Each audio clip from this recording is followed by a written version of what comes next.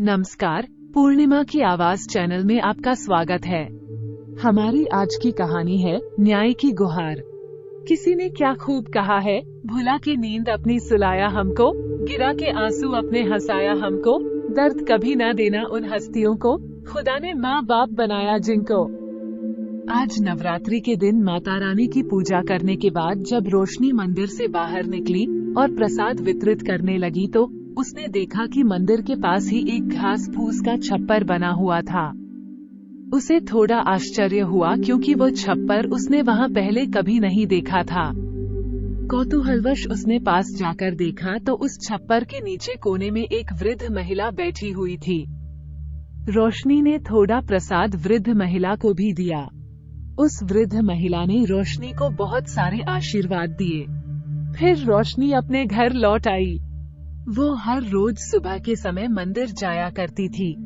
एक दिन उसने देखा कि वृद्ध महिला निढाल लेटी हुई थी। उसे ऐसा लगा कि जैसे वो बीमार है। ये सोचकर वो उनके पास गई और पूछने लगी, मैं हर रोज आपको यहाँ बैठे हुए देखती हूँ, लेकिन आज क्या बात है? आपकी तबीयत ठीक नहीं लग रही। ये लीजिए, थोड़ा सा खाना लाई हूँ, खा लीजिए। ऐसा कहकर रोशनी ने उनकी तरफ भोजन बाया तो वृद्ध महिला ने अपने कपकपाती हाथ आगे बढ़ा दी। जैसे ही रोशनी उन्हें खाना पकड़ाने लगी तो उसने देखा कि उस वृद्ध महिला के हाथ बुखार के कारण तप रहे थे। अरे ये क्या, आपका शरीर तो बुखार से तप रहा है और कल का खाना भी ज्यों का त्यों धरा है। चलिए मैं आपको अस्पताल ले चलती हूँ। अरे हाँ, मैंने तो आज तक आपसे आपका नाम भी नहीं पूछा। आप कौन हैं? रोशनी उस वृद्ध महिला से कहने लगी तो वह बेचारी कांपती हुई आवाज में बोली, मेरा नाम सीता देवी है, लेकिन लोग मेरे गंदे कपड़े और शरीर को देखकर मुझे भिखारिन कहते हैं। तुझे जो नाम पसंद हो वो मुझे दे दो। ठीक है, तो मैं आपको अम्मा कहकर बुलाऊंगी। रोशनी पास में ही किराए के मकान में पेइंग गेस्ट के तौर पर रहती थी और इस शहर में वकालत की पढ़ाई कर रही थी। उसके घर के पास ही माता रानी का मंदिर था, जहां आते जाते वो बूई अम्मा को भी खाने के लिए कुछ दे जाती थी। लेकिन न जाने उस अम्मा के साथ उसका कैसा रिश्ता जुड़ गया था कि आज अम्मा की ओर देखते ही वो समझ गई कि अम्मा बीमार हैं। अम्मा की उम्र लगभग 70 वर्ष होगी और ज्यादा चल फिर भी नहीं सकती थी, लेकिन आज वो कुछ ज्यादा की कमजोरी महसूस कर रही थी। रोशनी ने आज उन्हें निढाल देखा तो उनसे पूछ बैठी कि अम्मा आप कहाँ से आई हैं? रोशनी बार बार उनसे सवाल कर रही थी, परंतु अम्मा कोई उत्तर देना नहीं चाहती थी। बेचारी ने बड़ी मुश्किल से आंखें खोलकर उसकी ओर देखा और फिर आंखें बंद कर ली। ये देखकर रोशनी ने कुछ सोचा और फिर अपने घर जाकर अम्मा के लिए बुखार की दवाई लेकर आई और बोली, अम्मा जी पहले खाना खा लीजिए, फिर ये दवाई खा लेना, देखना थोड़ी ही देर में आपकी तबीयत ठीक हो जाएगी। बेचारी अम्मा ने बड़ी मुश्किल से रोटी चबाकर खाएं। ये देखकर रोशनी सोचने लगी कि मैं भी कितनी बुद्धू हूँ। अगर रोटी की जगह अम्मा के लिए दलिया या खिचड़ी बनाकर ले आती तो शायद अम्मा आराम से खा पाती। रोटी खाना उन्हें बड़ा मुश्किल लग रहा था। जैसे तैसे अम्मा ने रोटी खत्म की तो रोशनी ने उन्हें दवाई दी और फिर अपने घर चली गई। थोड़ी देर बाद रोशनी कॉलेज को निकल गई, लेकिन बार बार अम्मा का झुर्रियों भरा चेहरा उसके सामने आ रहा था। शाम को जब रोशनी घर वापस लौटी तो जल्दी से थोड़ी सी खिचड़ी बनाकर और दवाई लेकर अम्मा के पास पहुंच गई तो देखा कि अम्मा अब उठकर बैठी हुई थी। लगता है बुखार की दवाई ने अपना असर दिखा दिया है। अम्मा को बैठे देखकर रोशनी को बड़ी खुशी हुई। अगले दिन जब सुबह मंदिर गई तो जाकर अम्मा के पास थोड़ी देर बैठ गई और बोली, अम्मा अब आपकी तबीयत कैसी है? कैसी हैं आप? रोशनी को देखकर अम्मा का उदासी भरा चेहरा भी थोड़ी देर के लिए मुस्कुरा उठा। फिर अम्मा बोली, बेटी मेरी इतनी चिंता मत किया करो। तब रोशनी ने कहा, अम्मा एक बात पूछूं, क्या आपका अपना इस दुनिया में कोई नहीं है? कोई बेटा या बेटी या फिर कोई रिश्तेदार जिसे आप अपना कह सको, जो आपका ख्याल रख सके? रोशनी की बातें सुनकर अम्मा के चेहरे पर फिर से उदासी छा गई। उनकी आंखें भर आई। पुरानी तकलीफों की लकीरें फिर से गहरा उठी और बोली, ईश्वर से प्रार्थना करती हूँ कि तुम्हारा जीवन सुखमय हो, तुम सदा खुश रहो, तुम्हारी उम्र लंबी हो, दुख की परछाई भी तुम्हारे आसपास न आए। इस पर रोशनी ने कहा, अरे अम्मा, मैंने इतना कुछ नहीं किया जितने आशीर्वाद आपने दे दिए मुझे। लेकिन अम्मा, अभी तक आपने मेरे सवाल का जवाब नहीं दिया। ये बात सुनकर अम्मा बोली, बेटी, मेरा भी भरा पूरा परिवार है, लेकिन इसे किस्मत का खेल समझ लो या भाग्य की विडंबना की सब कुछ होते हुए भी इस बुढ़िया को दर दर की ठोकरें खानी पड़ रही हैं। जब मेरा विवाह हुआ था तो हमने बड़ी गरीबी में गुजारा किया था।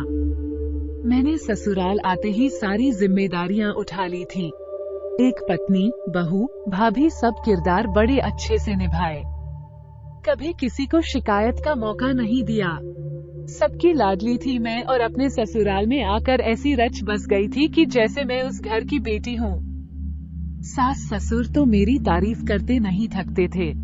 शादी के पूरे 10 साल तक मुझे संतान सुख प्राप्त नहीं हुआ था। 10 वर्ष के बाद भगवान ने 2 बेटे दिए तो मैं खुशी से फूली नहीं समाती थी।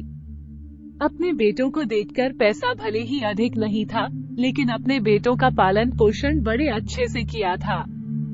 हम लोगों ने सास ससुर की बीमारी और सब खर्चे मेरे पति अकेले उठाते थे। एक समय के बाद मेरे सास ससुर भी चल बसे। अपने परिवार में हम सब बहुत खुश थे। मैं और मेरे पति हमेशा यही कहते कि हमने पिछले जन्म में बहुत अच्छे कर्म किए होंगे जो ईश्वर ने हमें 2 बेटे दिए हैं। हमारा घर तो बेटे बहू पोते पोतियों से भरा रहेगा। मेरे पति की किराने की दुकान थी जिससे हमारा घर का खर्च आराम से चल जाता था। भगवान की दया से किसी चीज की कमी नहीं थी।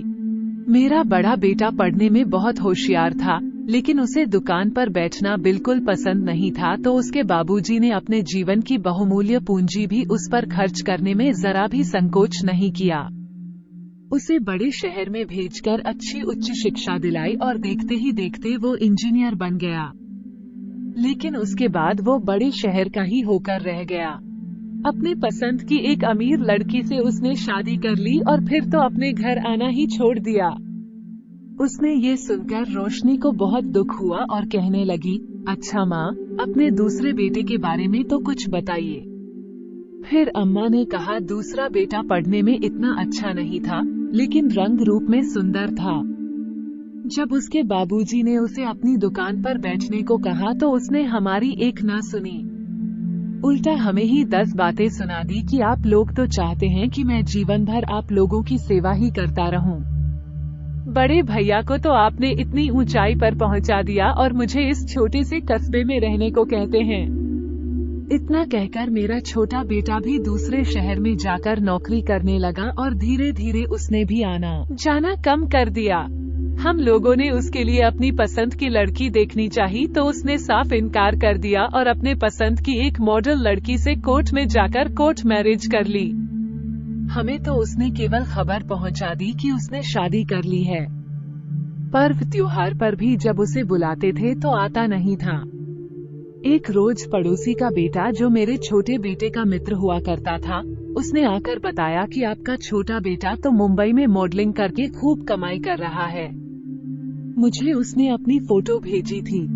इतना कहकर अम्मा बोली, दुनिया में मेरे बेटों ने अच्छी पहचान बना ली, लेकिन जिसने दुनिया से उनकी पहचान करवाई उस माँ को तो उन्होंने दर दर की ठोकरें खाने के लिए छोड़ दिया।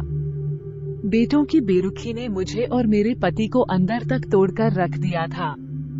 समय बीतने के साथ साथ वो शरीर से ज्यादा मन से बीमार रहने लगे थे। दिन रात अपने बेटों की याद में डूबे रहते थे, न खाते थे न पीते थे। धीरे धीरे उनकी ऐसी हालत हो गई कि उन्होंने दुकान पर जाना भी बंद कर दिया। बस अपने बेटों की तस्वीर को निहार निहार कर दिन रात रोते रहते थे।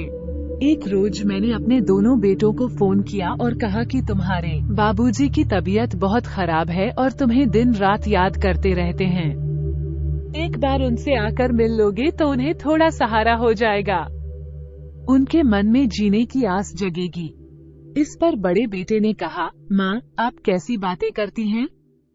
आपको मालूम नहीं कि मैं यहाँ पर कितना व्यस्त रहता हूँ।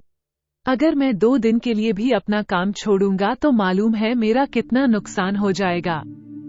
अब बाबूजी से मिलने के लिए मैं अपना इतना नुकसान करवा बैठूं। मैं इतना भी बेवकूफ नहीं हूँ। और दूसरा बेटा बोला कि मेरे पास बिल्कुल भी वक्त नहीं है। मेरी पत्नी भी नौकरी पर जाती है और मुझे घर और बच्चों के लिए भी समय निकालना पड़ता है।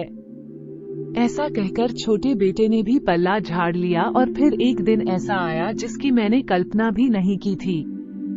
बेटों की याद में वो दुनिया छोड़कर चले गए और मुझ अभागन को इस क्रूर दुनिया में अकेला छोड़कर नए सफर पर निकल गए।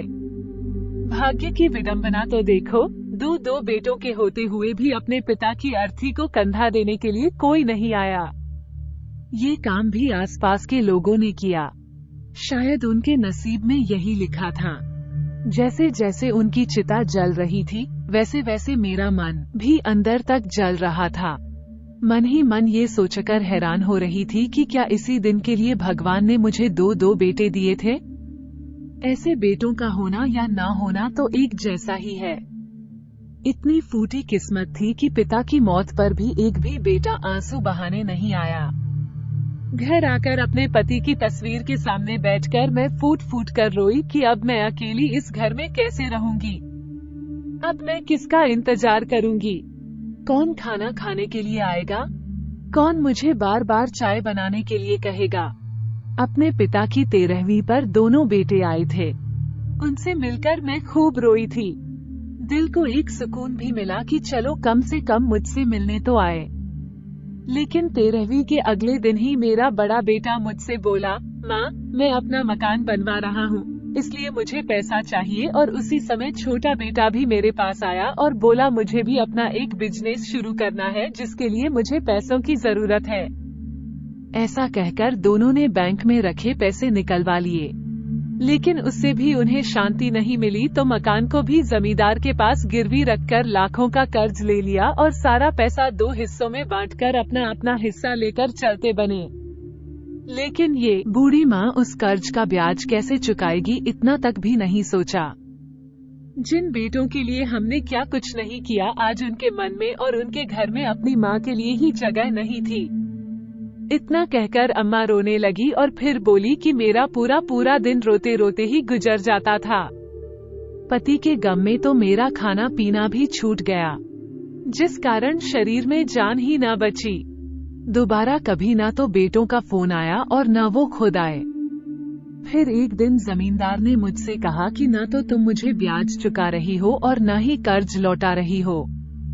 उसने मुझे 1 महीने की मोहलत दी कि या तो मैं उसका पैसा लौटा दूं, नहीं तो वो मकान पर कब्जा कर लेगा और मकान की नीलामी से अपना कर्ज वसूल कर लेगा। चिंता के कारण मेरी हालत बद से बदतर हो गई। मैंने अपने बेटों को फोन किया और उन्हें जमींदार की किस्त चुकाने के लिए कहा, लेकिन दोनों बेटों ने ही साफ साफ कह दिया कि उनके पास मकान की किस्त चुकाने के लिए पैसे नहीं हैं। दोनों ने ही अपना अपना पल्ला झाड़ लिया, लेकिन मैंने खुद को टूटने नहीं दिया। मैंने लोगों के यहाँ काम करके जैसे तैसे थोड़ा बहुत पैसा जोड़ा, लेकिन वह पैसा इतना नहीं था कि जमींदार की 1 महीने की किस्त भी जा सके। 1 महीना बीत जाने पर जमींदार ने मेरे बेटों को फोन करके बुला लिया। दोनों बेटों ने मुझसे जबरदस्ती मकान के कागजों पर अंगूठा लगवा लिया और मेरे घर को मेरी मर्जी के बिना बेच दिया। मकान बेचकर उन्होंने जमींदार का पैसा और ब्याज लौटा दिया और बाकी का पैसा आपस में बांट लिया। अपना अपना हिस्सा लेकर दोनों बेटे जब निकलने लगे तो मैं उनके सामने रोई, गिड़गिड़ाई कि मुझे दर दर की ठोकरें खाने के लिए अकेला छोड़कर ना जाएं। मैं कहाँ रहूंगी, क्या खाऊंगी, कैसे अपना गुजारा करूं? लेकिन दोनों में से किसी ने भी मेरी एक ना सुनी और मुझे बेसहारा करके चले गए। अपने मकान के बाहर मैं पूरा एक दिन बेसुध हालत में पड़ी रही। पड़ोसियों ने मेरी हालत पर तरस खाकर मुझे सरकारी अस्पताल में एडमिट करवाया। कई दिन अस्पताल में जिंदगी और मौत के बीच झूलती रही, लेकिन दोनों बेटों में से किसी ने भी माँ को सहारा देने की जरूरत महसूस नहीं की। किसी तरह भगवान ने मुझे बचा लिया। लेकिन जिस दिन मैं अस्पताल से ठीक होकर निकली उस दिन मैं बेघर हो चुकी थी। एक पोटली में अपने पति की तस्वीर और कुछ कपड़े लेकर भटक रही थी। भटकते भटकते तुम्हारे इस शहर में आ गई। एक दिन जब थकी हारी मैं इस रास्ते से गुजर रही थी तो मुझे मंदिर दिखाई दिया। मैंने देखा कि मंदिर के बाहर कुछ लोग खाना बांट रहे थे। मुझे बहुत भूख लगी थी, इसलिए मैं भी यहीं आकर बैठ गई। अम्मा की कहानी सुनते सुनते रोशनी की आंखें आंसुओं से भर आई। वो बस टकटकी लगाए अम्मा को देखती जा रही थी। तब अम्मा बोली, सुबह शाम लोग यहाँ पूजा करने के लिए आते हैं तो मुझे कुछ दे जाते हैं। एक तरफ मेरे निर्दयी बच्चे हैं जिन्होंने अपनी माँ को बेसहारा कर दिया, तो दूसरी ओर तुम जैसे लोग हैं जो दूसरों के दर्द में भी शामिल हो जाते हैं। तभी रोशनी बोली, अम्मा, नवरात्रि के दिनों में सभी लोग मंदिर में माता की पूजा करने के लिए आते हैं, लेकिन घर बैठी अपनी माँ को पानी तक नहीं पूछते। अगर घर बैठे माँ का ही ख्याल रख ले, उनकी इज्जत करे, तो मंदिर में बैठी माँ तो वैसे ही खुश हो जाएगी। जब अम्मा अपने जीवन की सारी कहानी रोशनी को बता रही थी तो रोशनी अपने फोन से उनका वीडियो बना रही थी। अम्मा की बातें सुनकर रोशनी ने कुछ सोचा। जब रोशनी अपने घर पहुंची तभी उसके माता पिता का फोन आया। रोशनी ने उन्हें तुरंत उससे मिलने आने के लिए बुलाया। तुरंत आने की बात सुनकर रोशनी के माता पिता कुछ हैरान रह गए, परंतु फिर यह सोचकर कि बेटी उदास हो गई होगी, वे अगले दिन ही उसके पास पहुंच गए। रोशनी के पिता दीनानाथ जी एक बहुत बड़े वकील थे। जैसे ही उसके माता पिता घर आए तो रोशनी ने उन्हें अम्मा का वीडियो दिखाया। रोशनी के पिता दीनानाथ जी को अम्मा कुछ जानी पहचानी सी लगी। उन्होंने कहा कि मुझे इनके पास ले चलो, मैं इनसे मिलना चाहता हूँ। ये बात सुनकर रोशनी को बहुत खुशी हुई। जब रोशनी के पिता अम्मा से मिलने के लिए उनके पास पहुँचे तो वे अचंभित रह गए। अम्मा की दशा देखकर उनकी आंखों से आंसू बह निकले। अनायास ही उनके मुंह से निकला, काकी, आप अपने पिता के मुंह से यह शब्द सुनकर रोशनी भी अचंभित रह गई। तभी रोशनी के पिता बोले, रोशनी, जब हम गांव में रहा करते थे तो काकी हमारे पड़ोस में ही रहती थी। मेरी माँ की बहुत अच्छी सहेली हुआ करती थी, मुझे बहुत प्यार किया करती थी। जब भी मैं उनके घर जाता था तो मुझे तरह तरह के व्यंजन खिलाती थी। लेकिन फिर काम के चक्कर में हम शहर में आ गए तो उसके बाद काकी से मिलना ही नहीं हुआ। दीनानाथ जी अम्मा के पास जाकर उनका हाथ पकड़कर बोले, काकी, आपने पहचाना? मुझे याद है आपको बचपन में मैं आपको कितना तंग किया करता था। आपके घर आकर आपकी मिट्टी की हांडी फोड़ देता था तो आप मेरे पीछे दौड़ती थी। दीनानाथ जी के इतना कहने पर अम्मा काफी देर उन्हें देखती रही और फिर उनके चेहरे को अपने हाथ में लेकर उनका माथा चूमा तो उनकी आंखें भर आई। दीनानाथ जी उसी समय उन्हें घर लेकर आए और उन्होंने उनकी अपनी माँ की तरह सेवा की। उनके खाने पीने का ख्याल रखा। कुछ दिनों में उनकी तबीयत बिल्कुल ठीक हो गई। एक दिन रोशनी अम्मा के पास गई और कुछ कागज दिखाते हुए बोली, अम्मा, आपको चुप नहीं बैठना चाहिए। आपको अपने बेटों के खिलाफ कार्यवाही करनी चाहिए। तब अम्मा बोली, नहीं बिटिया, मैं अपने बच्चों के खिलाफ कैसे कार्रवाई कर सकती हूँ। तभी पीछे से दीनानाथ जी बोले, काकी, ये लड़ाई पैसों की नहीं बल्कि आत्मसम्मान की है। मैंने देखा है कि आपने कितना त्याग करके अपने बच्चों को पढ़ा लिखा कर इस काबिल बनाया कि आज उनके पास किसी चीज की कमी नहीं है। फिर भी वह अपने बीमार पिता को नहीं दे पाए, अपनी बूढ़ी माँ को अपने पास नहीं रख पाए। लानत है ऐसे बच्चों पर। आपको देखकर दूसरे लोगों को भी प्रेरणा मिलेगी कि अपने जन्मदाताओं को इस तरह बेसहारा कर देना बिल्कुल गलत है। दीनानाथ जी के कहने पर अम्मा ने हामी भर दी। कुछ ही दिनों में दोनों बेटों को नोटिस मिल गया तो नोटिस देखकर उनके पैरों तले जमीन खिसक गई। छोटे ने अपने बड़े भाई को फोन किया और बोला, भैया, माँ तो मर चुकी थी ना, तो फिर यह नोटिस हमें किसने भेजा है? छोटे की बात सुनकर बड़ा बोला, कैसी बातें कर रहा है तू? मरकर भी कोई जिंदा होता है क्या? तुमने ही तो मुझे वीडियो भेजी थी। जब माँ घर के बाहर ही मरी हुई हालत में पड़ी थी। बहुत सारे लोग उनके आसपास जमा थे। तब छोटे ने कहा, नहीं भैया, सच में मेरे पास नोटिस आया है। अभी यह बातें चल ही रही थी कि दूसरे बेटे के पास भी नोटिस पहुंच गया। तब बड़ा बेटा बोला, चलकर देखना तो पड़ेगा कि यह नोटिस किसने भेजा है। दरअसल जब अम्मा बीमार और बेसुध हालत में सड़क किनारे पड़ी हुई थी तो उनकी यह हालत देखकर वहीं आस पड़ोस के लोग जमा हो गए थे। कुछ लोगों को ऐसा भी लगा कि उनके प्राण ही निकल गए हैं और उनमें से ही किसी एक ने वीडियो बनाकर उनके छोटे बेटे के पास भेज दी थी। 2 दिन बाद जब कोर्ट की तारीख थी तो दोनों बेटे कोर्ट में हाजिर हुए। अपनी माँ को सामने देखकर उनके पैरों तले जमीन खिसक गई थी। कभी वह अपनी माँ को देखते तो कभी एक दूसरे को देखते। उधर अम्मा की एक पल को तो अपने बेटों को देखकर आंखें भर आई। ममतावश वो अपने दोनों बेटों को गले लगाना चाहती थी, लेकिन दूसरे ही पल उनकी आंखों में अपने बेटों की करतूत को याद करके गुस्सा दिखाई देने लगा। तभी बड़ा बेटा गुस्से में बोला, आपको शर्म नहीं आई? आपने हमारे खिलाफ ही कोर्ट का नोटिस जारी करवा दिया। अरे पैसे चाहिए थे तो मांग लेती, कम से कम हमारा नाम तो खराब न करती। तभी दूसरा बेटा भी बोला, अगर पैसे की इतनी ही भूख थी तो किसी के घर में काम कर लेती या फिर किसी वृद्धाश्रम में चली गई होती, हमें ये दिन तो ना देखना पड़ता। अम्मा के सब्र का बांध अब टूट चुका था। बेटों की बातें सुनकर उनके गुस्से का ज्वालामुखी फूट पड़ा। अच्छा, तुम्हारी इज्जत तब कहाँ गई थी जब मैं तुम्हारे आगे रो रही थी, गिड़गिड़ा रही थी, तब तुम्हारी इज्जत कहाँ गई थी? जब मैं सड़कों पर दर दर की ठोकरें खा रही थी, क्या तब तुम्हारी इज्जत में 4 चांद लग गए थे? जब तुम्हारे पिता की अर्थी को भी पड़ोसियों ने कंधा दिया था? अरे, अपने पिता को मुखाग्नि देने का फर्ज तक अदा न किया गया।